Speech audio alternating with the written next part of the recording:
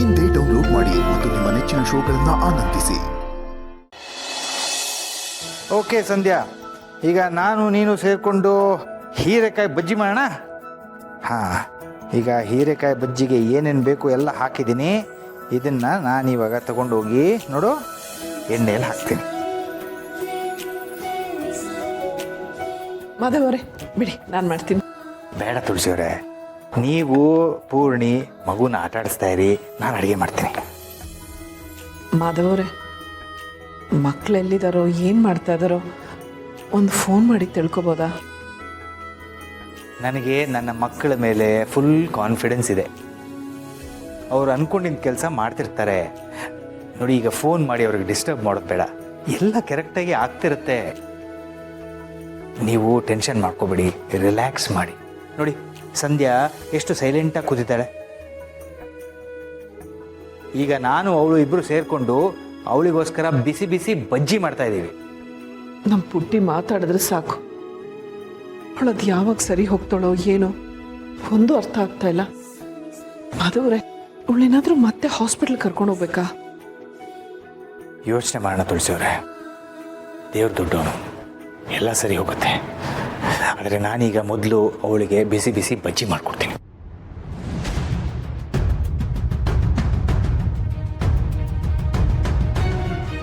ಅಯ್ಯೋ, ಉಪ್ಪು ಹಾಕೋದೇ ಮರ್ತು ಬಿಟ್ಟಿದ್ದೀನಲ್ಲ.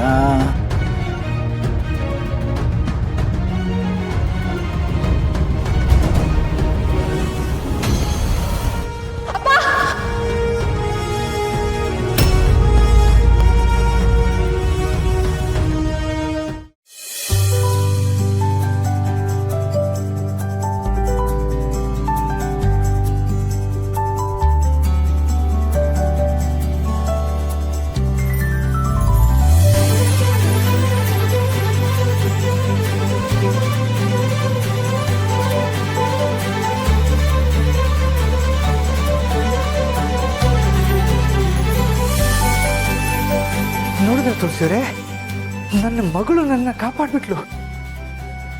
ಸಂಧ್ಯಾ, ಪುಟ್ಟ, ನಮ್ಮ ಮಗಳು ಮುಂಚಿನಂಗೆ ಆಗ್ಬಿಟ್ಟಿದ್ದಾಳೆ. ನಮ್ಮ ಮಗಳು ನಮಗೆ ಸಿಕ್ಬಿಟ್ಟಿದ್ದಾಳೆ ತುಳಸಿಯವರೇ. ಈ ಅಪ್ಪನ ಕಾಪಾಡ್ಬಿಟ್ಟೆ. ಥ್ಯಾಂಕ್ಸ್ ಮಗಳೇ, ನನ್ನ ಮಗಳು ತುಳಸಿಯವರೇ.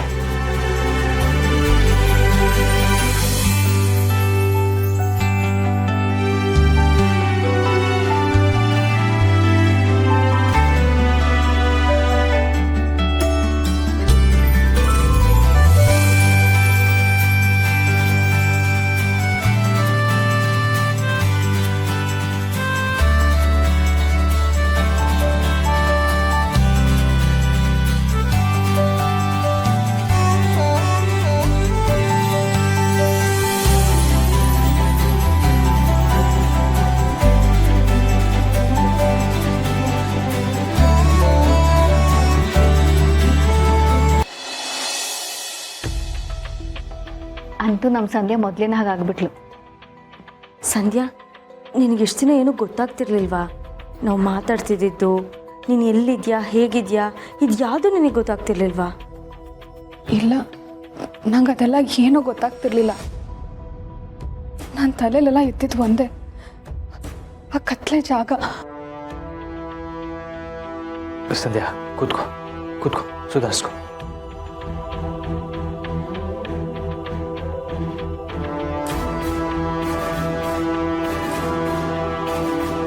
ಪುಟ್ಟಿ, ಇನ್ನು ಅದ್ರ ಬಗ್ಗೆ ನೀನು ಯೋಚನೆ ಮಾಡಬೇಡ, ಧೈರ್ಯವಾಗಿರು.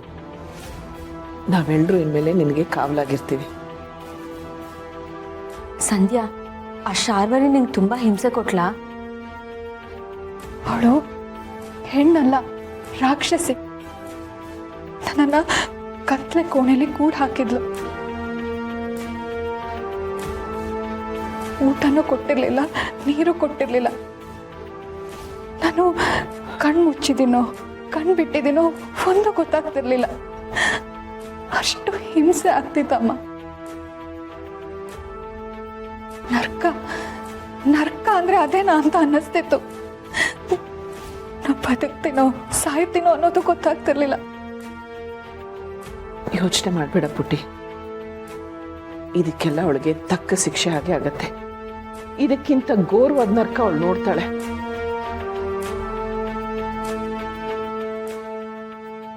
ಅಣ್ಣ,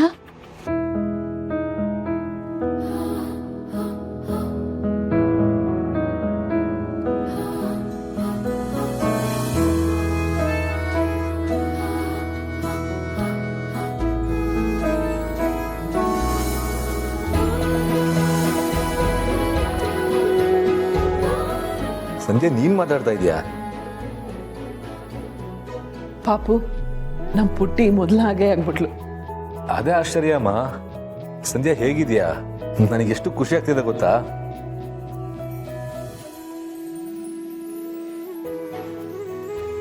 ಅಮ್ಮ, ನಾ ಕನ್ಸ್ ಕಾಣ್ತಿಲ್ಲ ತಾನೆ?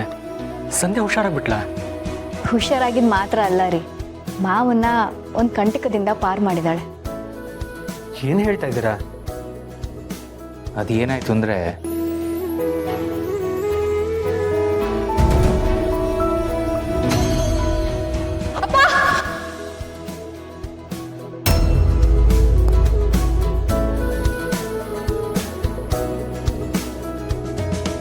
ಅಂತೂ ಸಂಧ್ಯಾ ಹುಷಾರಾಗ್ಬಿಟ್ಲಲ್ಲ, ಈಗೊಂದು ಸ್ವಲ್ಪ ಸಮಾಧಾನ ಆಯಿತು.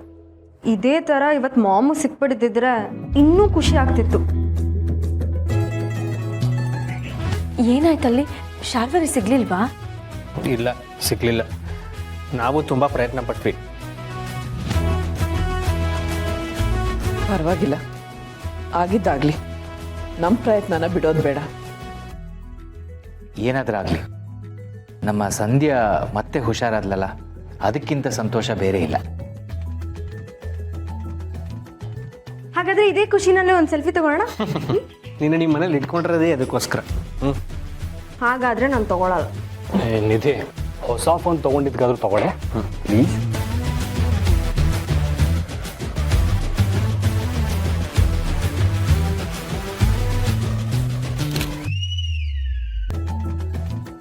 ನೋಡಿದ್ರೆ ತುಳಸಿಯವರೇ, ನಮ್ಮ ಮನೆಯಲ್ಲಿ ಎಷ್ಟೇ ಸಮಸ್ಯೆಗಳಿದ್ರೂ ನಮ್ಮ ಮಕ್ಕಳು ನಗ್ನಗ್ತಾ ಇದ್ದರೆ ಮನಸ್ಸು ಎಷ್ಟು ಹಗುರ ಆಗುತ್ತೆ.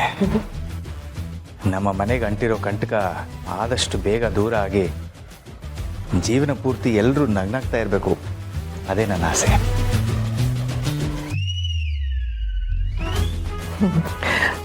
ಆಗತ್ತೆ ಮಾಧವ್ ಅವರೇ, ನೀವು ಅಂದ್ಕೊಂಡಿದ್ದೆಲ್ಲ ಆದಷ್ಟು ಬೇಗ ಆಗತ್ತೆ.